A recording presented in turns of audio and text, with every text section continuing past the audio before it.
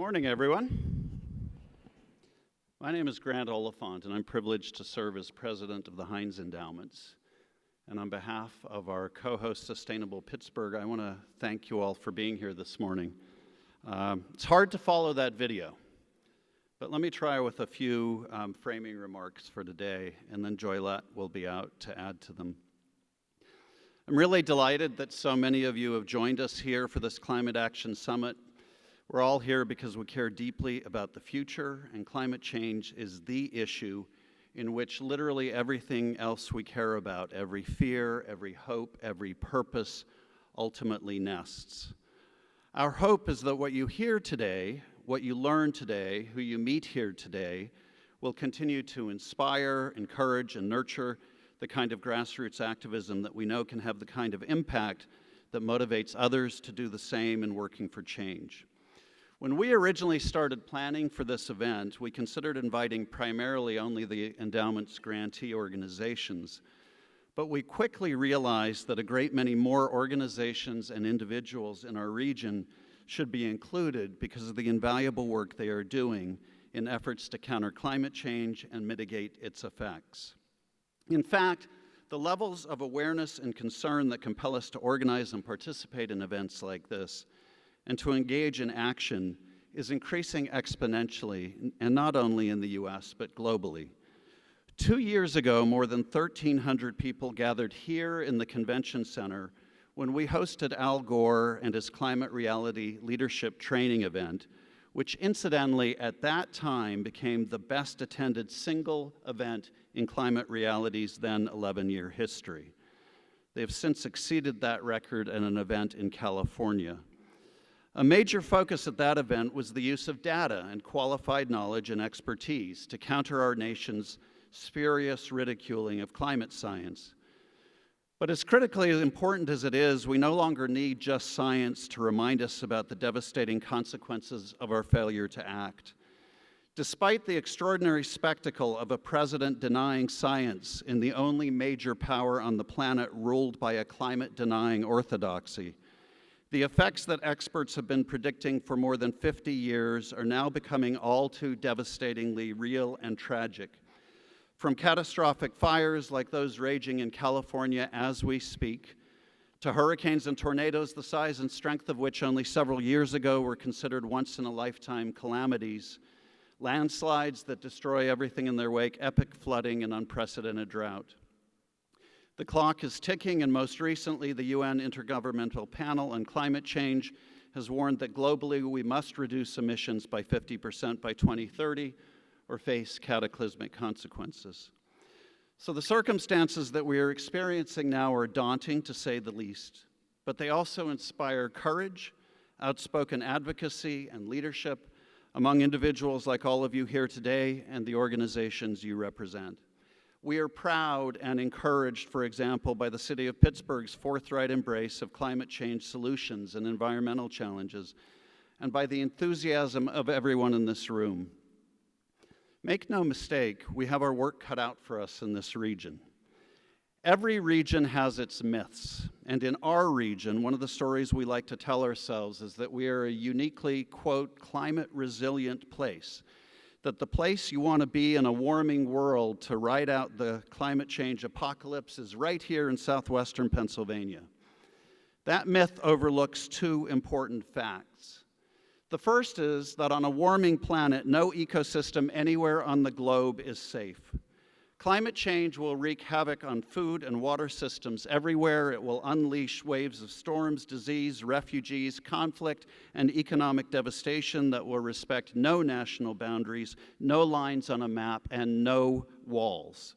The only thing misleading about that statement is putting it in the future tense, because this is already happening, and unless we act, it will happen more, and it will happen here. The second fact is that we are in a unique position to do something about it. In an especially poignant chapter in his recent book, Underland, the author Robert McFarlane writes of, quote, the immense infrastructure that is spread across the earth, dedicated to retrieving from the underland the raw materials it holds, creating petroscapes from the burned-back wastelands of the Niger Delta to the flaming oil wells of the Middle East and Houston's sprawl of refineries and silo tanks. Powerful forces have aligned to transform our region into the next of the world's such petroscapes, and they are succeeding. Data released in 2019 by the Frac Tracker Alliance maps the petrochemical industry's ongoing build-out in the Ohio River Valley. It reveals an exponentially thickening welter of wells, pipelines, processing facilities, storage areas, and disposal sites. The region has already witnessed a transformation. Much more is on the way. The powerful proponents of this limitless expansion tell us our region should be quiet and grateful, that this is the price of prosperity. But on a rapidly warming planet, it is a false promise. The price for it will be borne by present and future generations and by a region whose economic destiny might have been something else entirely, something far more promising and enduring. That is an unpopular view among the powerful in a region that so desperately wants to have it both ways, to fully exploit the riches beneath its feet, while insisting that it will bear no consequences for staking its future on extraction, fossil fuels, and single-use plastics. More than one sage friend and advisor has warned me, this is Pittsburgh. We have that industrial heritage. You can't fight that. I don't accept that, and I suspect neither can many of you. Thank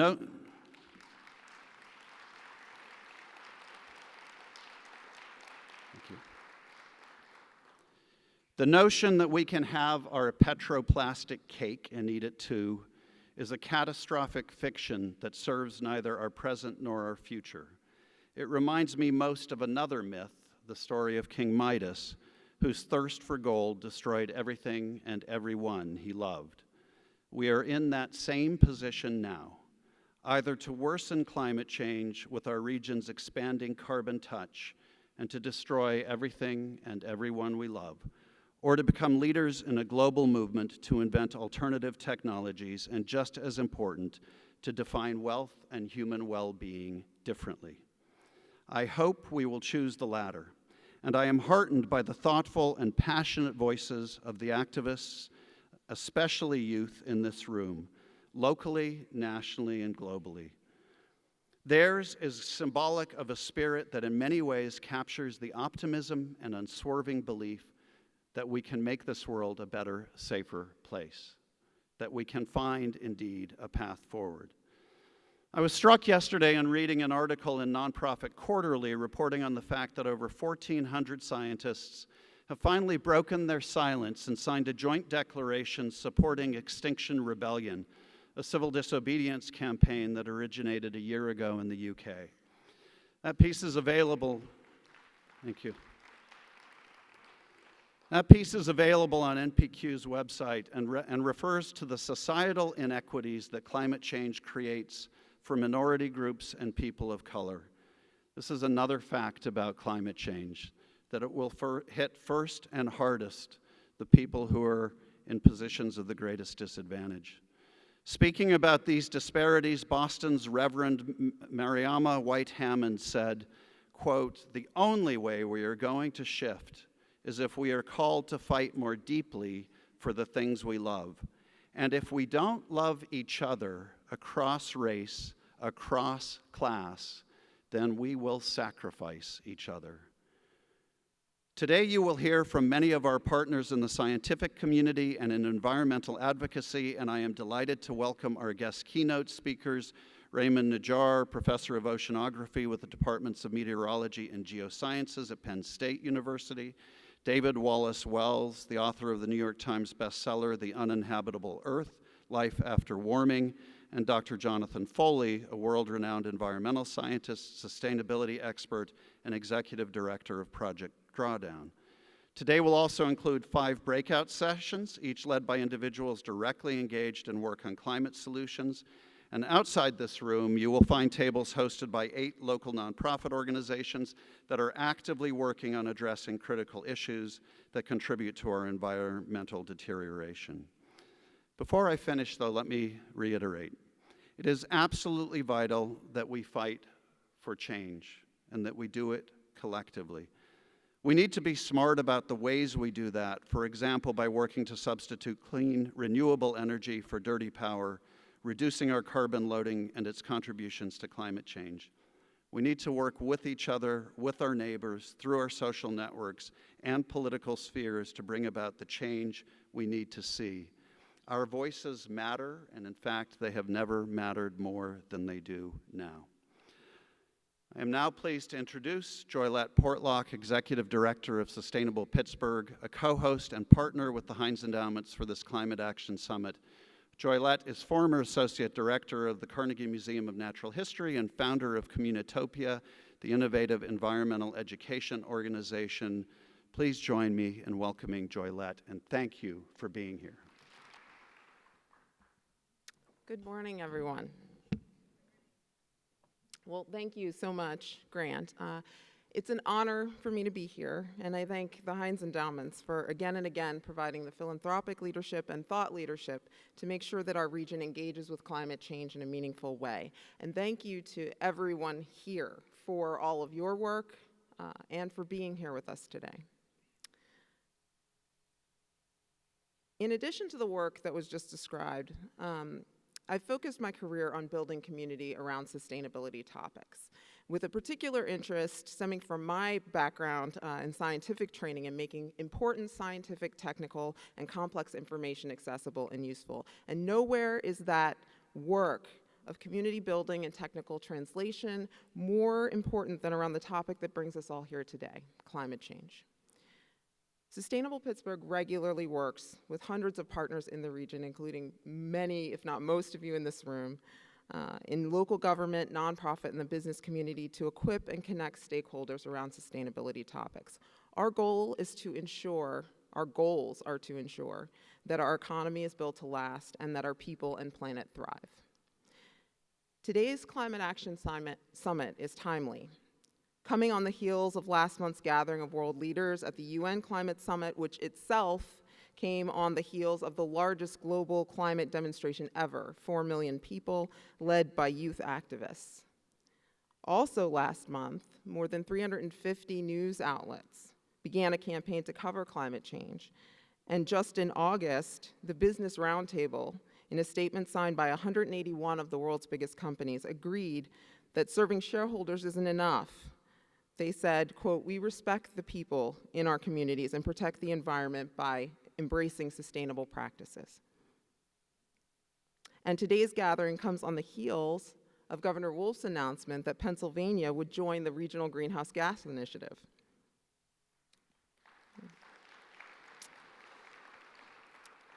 And the announcement by the city of Pittsburgh that the city would become the second city in the country to integrate the UN Sustainable Development Goals, which include climate action.